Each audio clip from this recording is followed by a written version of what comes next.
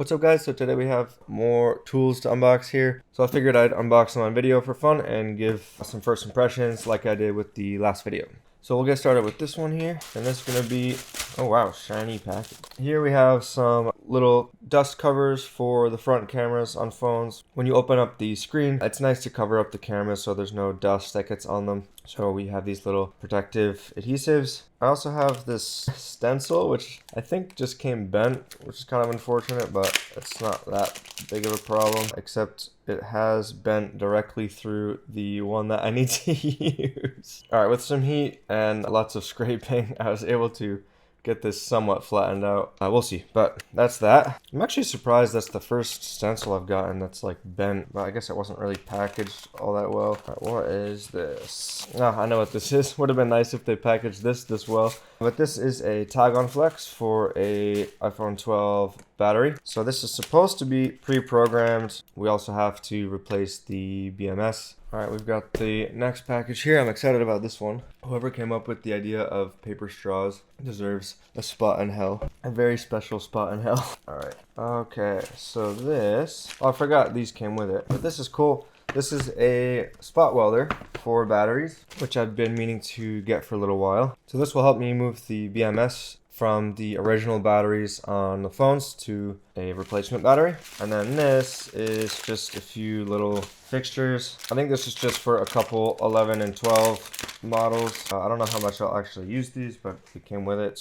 But this allows you to sort of have a holder for the BMS. It's basically the little like battery management system that's spot welded onto the actual battery, and that's what contains some of the like stuff that's paired to the phone. But here's the actual spot welder. Oh nice, it comes with a few little adhesives for the actual batteries themselves, and here's the actual spot welder. So it comes with some leads like this. I think this is to sort of help you get rid of the spot welds on the existing BMS. Not sure how useful that's going to be. I'll probably just end up using a grinding pen for that, but they give you some extra material for spot welding. These are nice and thick. And here is the spot welder itself. So let me put this stuff aside. So here's the little spot welder.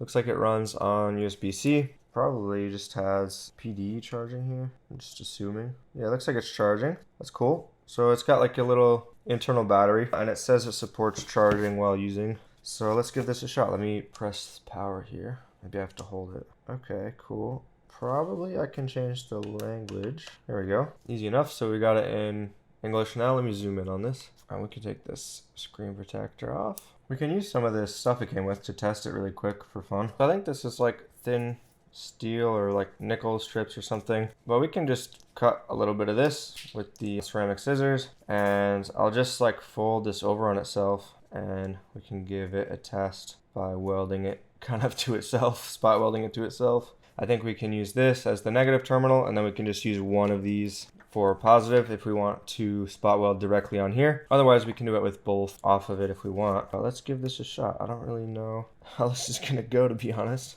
So I think probably right now it's not going to do anything if I hold it. Oh, it is already working.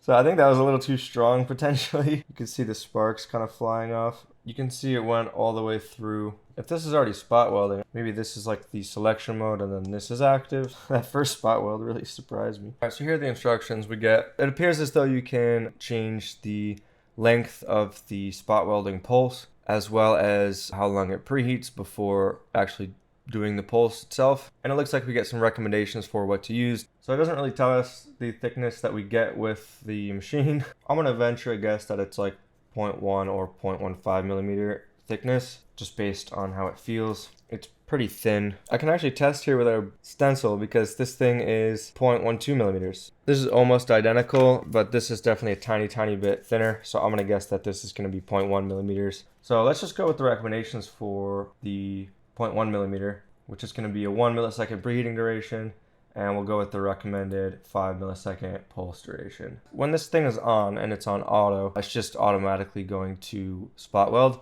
We have three options here: weld, manual, weld auto, and then fire auto. So for manual, this is, I think, the button itself that we press to actually do the tack weld. I like this manual mode because I'm going to be able to just like, you know, set this up the way I want it. just like this, and then I can just go like this. Yeah, that definitely feels a lot more suited for the thickness of the metal. You can see kind of the difference in the actual welds here. So that one I just did on the top right there, or on the bottom right now, that's like a nice spot weld. Whereas the other ones doesn't show from this side, but they go a little bit too far through. You can see it kind of like actually pierces the strip on the bottom there.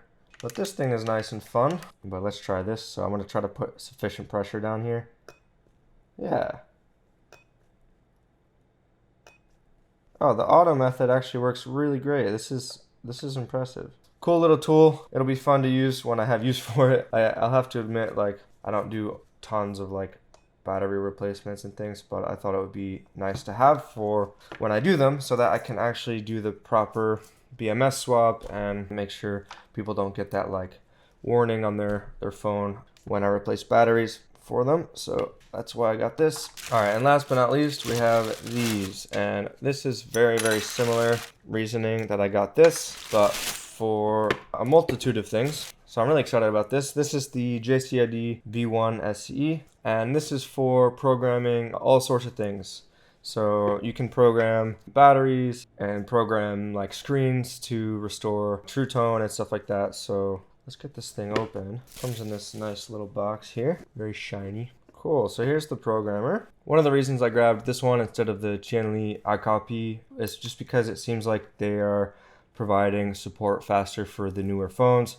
And they also have significantly better instructions online on how to operate this thing. This thing runs off of a iPhone 8 battery, I think. Yeah. So this doesn't come with the battery. You got to get a separate iPhone 8 battery. Well, it does come with a charging cable here. And I wonder if I can't run it off 5 volts from my computer, or if it does just need the battery installed. Let's see. Okay, it does run off of the USB power. So it's starting up here. Cool, so I think it's asking me something, and I don't know what it's asking me, so Google Lens, by the way, for Google Translate is a lifesaver for stuff like this. There we go, now we've got English. This also connects to like Wi-Fi, which is cool. So we obviously need the True Tone board like this. The board that this comes with here is specifically for, I think, it looks like 8 through 11 for the screen, and then 8 through 10 for the vibrator here. So you can kind of read the serial numbers in this mode for the screen and then write them to a new one. You can use it to reprogram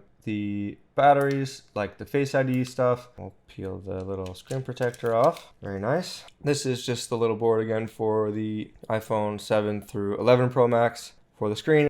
Oh yeah, here you go. You can see on the back what it's for. So we've got those. I didn't get all of the attachments for this thing because I really don't need to be doing like a large majority of these, and these little boards aren't cheap. There's a ton of them and they're like 30 bucks each, which is totally reasonable for, you know, if you need one, but I don't need to buy all the ones that I'm not going to be using. So this is the True Tone repair board. So with this one and the one it comes with, I've got iPhone 7 through 15 covered, and they actually already have one, I think, for the 16 out, which is again one of the reasons that I grabbed this programmer, is because they seem to be the most sort of on top of it with updates and stuff. So here's the board. Again, this is True Tone repair for 12 through 15, and then this one is the board for batteries. So we've got the 8 through 15 Pro Max battery adapter here. We've got all the different little battery connectors. Looks like Apple's just kind of making them bigger and bigger as they go, which is kind of funny,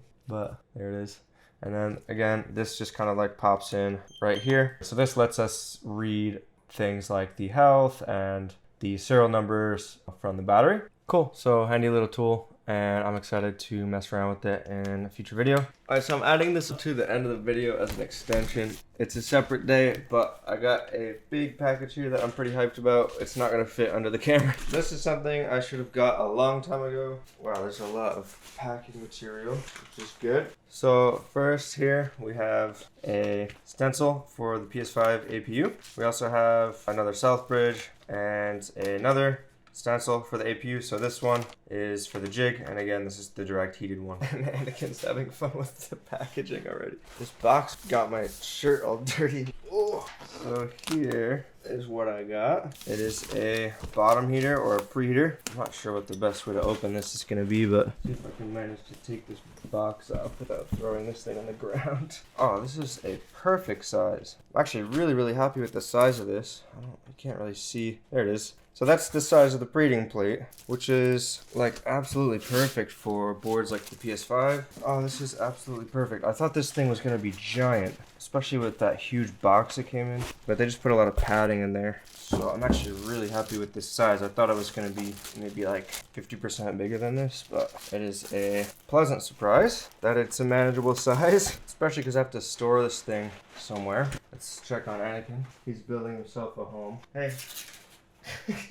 Nice, and it comes with the US plug. I'm a little suspicious of the fact that it's it does say 110 volts. You know, for the price, this is really not that bad at all. Especially if this thing can really get boards up to temperature. I'm gonna be really happy with this. So I think this thing is just sort of like a support in the middle. Got the little thermistor here. I don't particularly want this to be in the middle because if I'm heating here, oh. Let's see if we can catch Anakin jumping in the huge box. He definitely wants to go in there. Yeah, go in. It's heaven for Anakin too, because he loves this foam stuff. But there's styrofoam in there. You eat that. Yeah, you can't have the big... He likes foam. This like squishy stuff he doesn't swallow, but the styrofoam he does swallow, so I can't let him. Okay, that's enough of that. You can have the medium-sized box. And one thing I wanted to check here is just continuity to ground and see if this thing is grounded. I've seen a lot of reviews of this where it's not. So, oh, and it is. Wow, it's really grounded like everywhere, even on this fan connector thing here. Amazing. And on all these screws, perfect. I've seen other people unbox this where it didn't have grounding to the chassis because the paint inside was getting in the way of making a proper ground connection. But in this case, it looks like mine came grounded, so I don't know if I got lucky or if the place I bought it from requires them to fix the grounding issues before they redistribute it or something. Not sure. All right, so I've got this thing preheating to 100 degrees Celsius. You can go up and down with these buttons, and then this controls whether or not the heating element is turned on or not. As you can see, we're at 92 now. This thing heats up pretty fast, actually.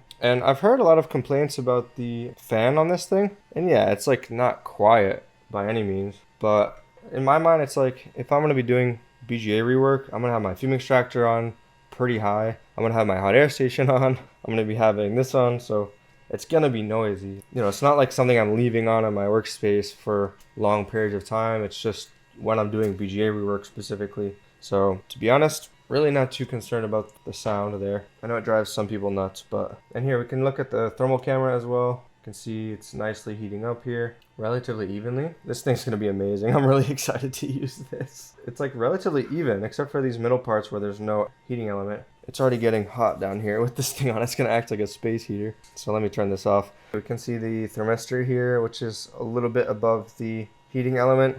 So yeah, I'm really excited to start using this thing. It definitely takes a little while for this thing to cool off. Oh, another box for Anakin. Anakin, he's having fun in there. We can take a look at the other stuff it comes with here. It comes with the extra fuse, which is nice. Always nice to have. But yeah, pretty straightforward.